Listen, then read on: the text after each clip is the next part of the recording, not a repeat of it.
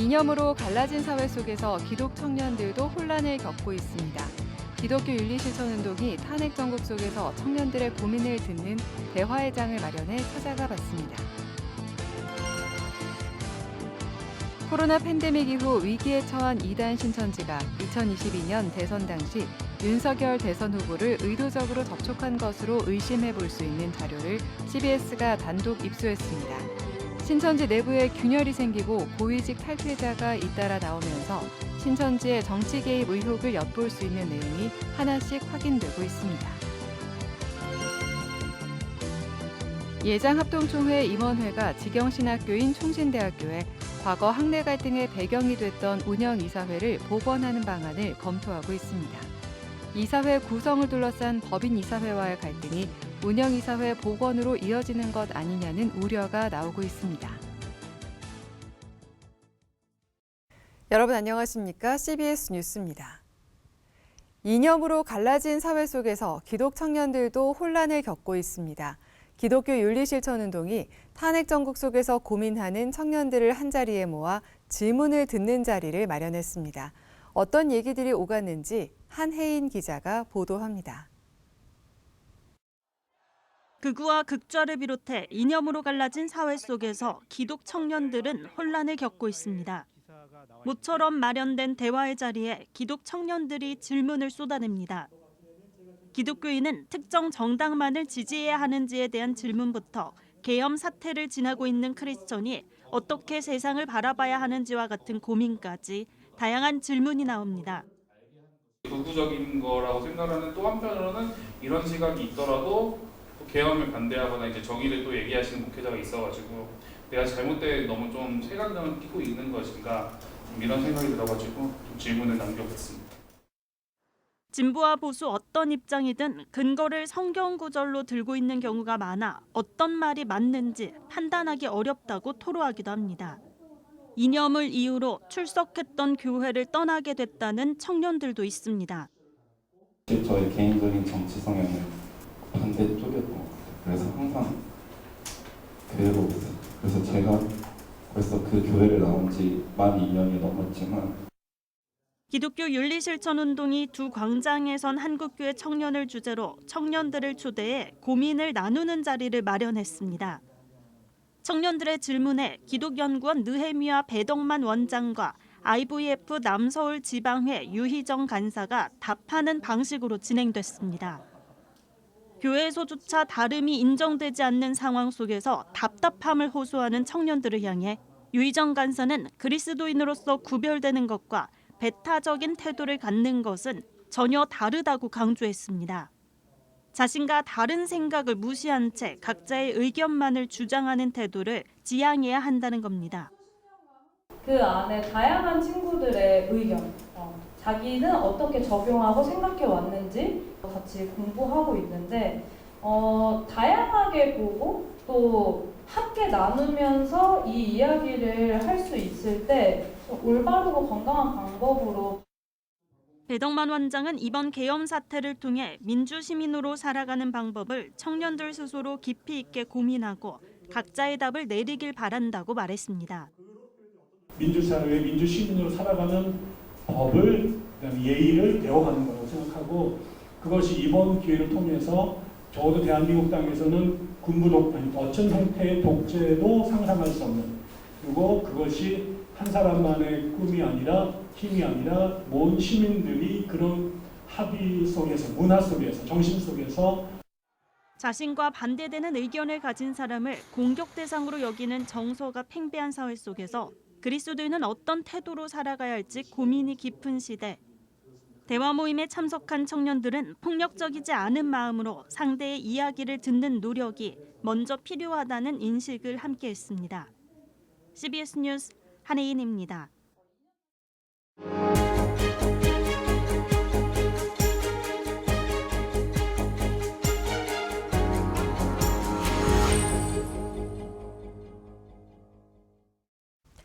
윤석열 대통령은 대선 후보 시절 이단 사이비 집단인 신천지 지원설 등 각종 의혹을 받은 바 있습니다.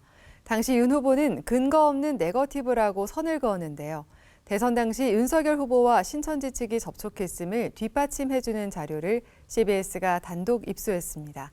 송주열 기자의 단독 보도입니다. 지난 2022년 1월 16일 대선이 50여일 남은 시점에 윤석열 당시 국민의힘 대선 후보와 한 여성이 함께 찍은 사진이 신천지 텔레그램 대화방에 올라왔습니다.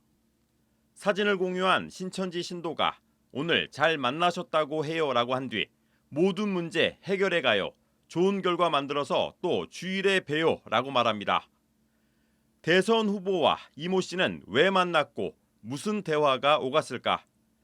신천지 최고위직에 있다가 최근 탈퇴한 제보자는 당시 신천지 내부 상황을 이렇게 말합니다.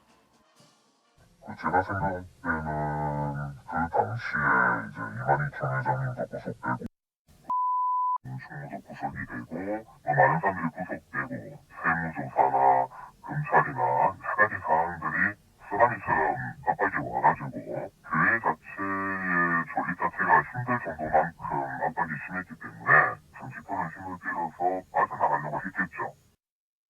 대선을 앞두고 성사된 이 만남이 신천지 이만희 총회장의 지시로 이뤄진 것으로 유추해 볼 수 있는 내부 녹취도 나왔습니다. 윤 후보와 이모 씨가 만날 즈음 신천지 고위직 인사들 간의 대화 내용입니다. 이 통해서 만나보고 싶어 하세요. 그러면서도 또 이 장님을 통해서 윤석열 라인도 잡고 가고 싶어 하시더라고요. 윤석열 대선 후보와 독대하고 사진을 찍은 이모 씨는 신천지 신도이자 유력 여성단체 회장으로 이만희 교주와 수시로 독대하는 인물로 알려졌습니다. 이 씨는 고령의 이만희 교주를 수행하는 비서를 뺀 채 교주와 대화를 나누기도 했습니다. 딱 선생님 만나는 순간에 선생님 오늘 이 자리는 김평화 절대 앉히지 말라 그랬어. 2022년 대선 당시 윤석열 후보는 신천지와 연루됐다는 의혹을 받았습니다.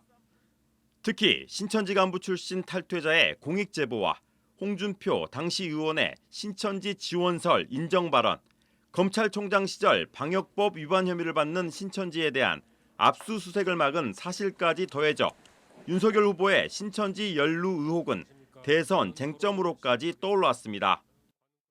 총 회장님이 그 편지를 하나 써줬었는데 그때 이제 한 사람이 나를 이제 도와줬다 이런 식의 내용이 있었어요.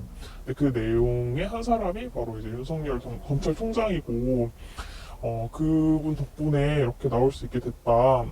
그러니까 우리가 은혜를 갚아야 하지 않겠냐 하면서 이제 국민의힘 당원 가입을 이제 이야기를 해줬거든요. 그럼에도 당시 윤석열 후보는 대선 토론회에서 신천지 연루 의혹들에 대해 쇼이자 근거 없는 네거티브라며 신천지와의 연관성을 강하게 부인했습니다. 우리 교주께서 우리 윤석열 후보 덕분에 살았으니까 빚 갚아야 된다. 자, 빨리 다 입당해가지고 경선 도와주라 그랬다는 양심 선언이 나왔지 않습니까? 진짜로 압수수색 안 하는 이유가 뭡니까?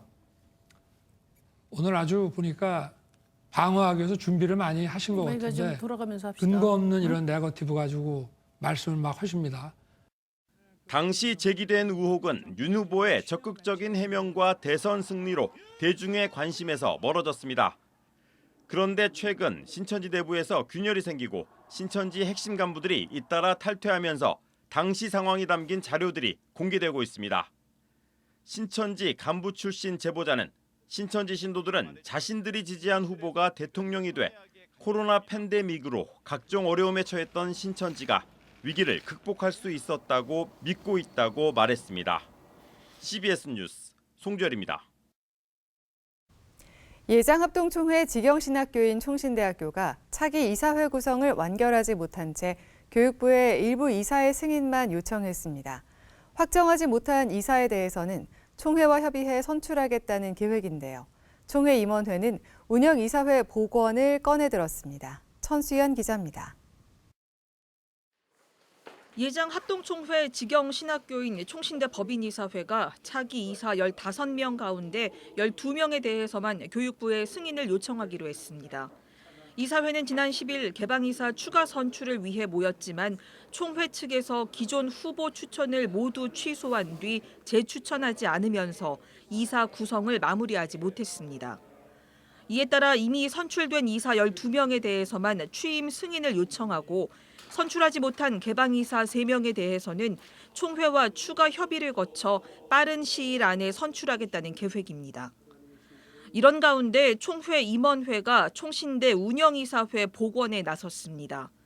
총회 임원회는 전국 노회에 공문을 보내 다음 달 30일까지 운영이사를 선출해 보고해달라고 요청했습니다. 총신대는 과거 법인이사회 외에 각 노회당 1명씩 파송한 이사로 구성되는 운영이사회를 두고 있었습니다. 운영이사회는 법적으로 권한을 갖진 않지만 법인이사회가 총회의 뜻을 거스르고 일방적으로 운영하는 것을 견제하는 기능을 할 수 있습니다. 지난 재단 이사회의 이 파행적 운영 방식을 보면 현 체제보다 이 사유화의 위험이 훨씬 더 크다 할 수 있겠습니다. 재단 이사회와 상호 견제 및 협력의 시스템을 갖게 하는 것이.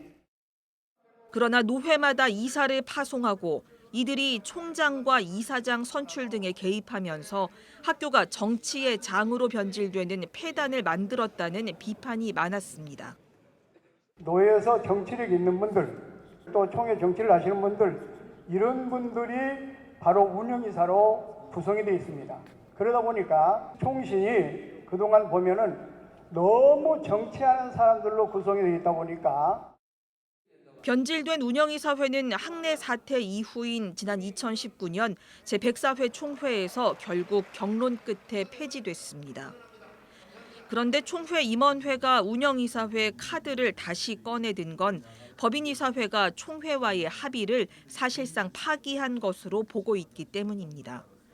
법인이사회는 지난해 정기총회에서 차기 이사 8명을 총회 파송으로 교체하겠다고 약속한 바 있습니다. 이사회 측은 총회와 협상을 계속해 나간다는 입장이지만 양측이 의견 차를 좁힐 수 있을지는 미지수입니다.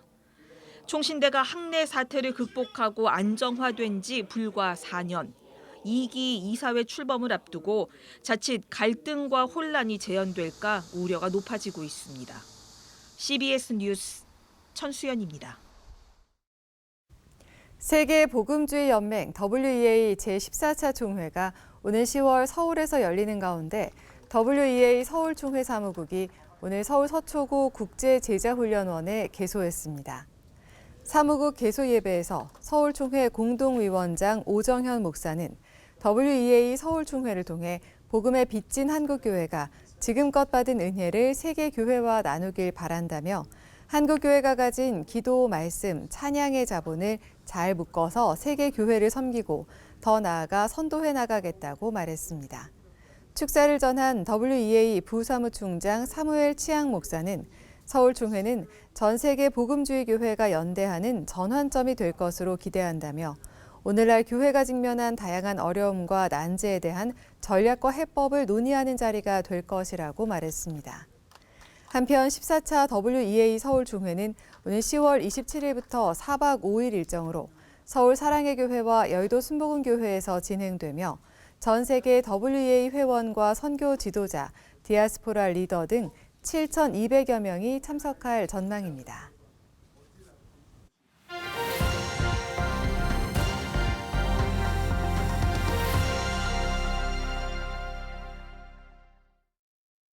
간추린 지역교계 소식입니다. 지난달 마다가스카르에서 순교한 고 김창렬 목사와 이리문 목사의 장례 예배가 벌교 영송교회에서 열렸습니다. 지난달 아프리카 마다가스카르에서 순교한 고 김창렬 목사와 이리문 목사의 장례 예배가 벌교 영송교회에서 열렸습니다. 선한 바보는 알면서도 속아줍니다. 힘들 걸 알면서도 그 길을 걸어갑니다. 아픔이 있을 걸 알면서도 포기하지 않습니다. 우리 김창렬 목사님은 그래서 선한 바보였습니다. 두 분의 뜻이 끊어진 게 아니라 순교로 끊어진 게 아니라 더 많은 열매가 맺어지고 있습니다. 그래서 그곳에 마다가스카르에 농업기술학교가 세워질 것입니다. 그리고 에덴 동산 같이 아름다운 땅이 이루어질 줄로 확실히 믿습니다. 벌교 영송교회 원로 목사였던 고 김창렬 목사와 그의 사위였던 고 이리문 목사는 마다가스카르에서 농기계 보급과 수리, 지하수 개발 등 농촌 개발 사업에 힘썼습니다. 포항 성시화운동본부는 대표 본부장 이취임 예배를 드렸습니다. 이 자리에서 기쁨의 교회 박진성 목사가 제8대 대표 본부장으로 취임했습니다.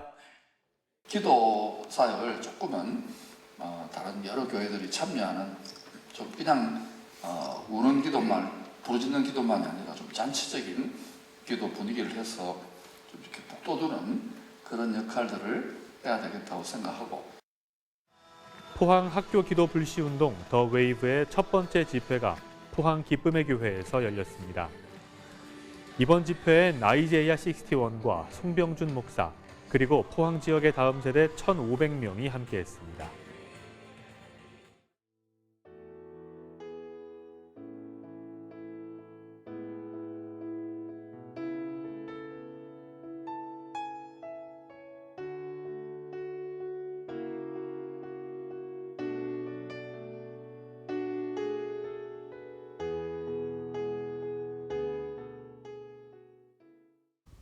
이상으로 뉴스를 마칩니다. 시청해주신 여러분 고맙습니다.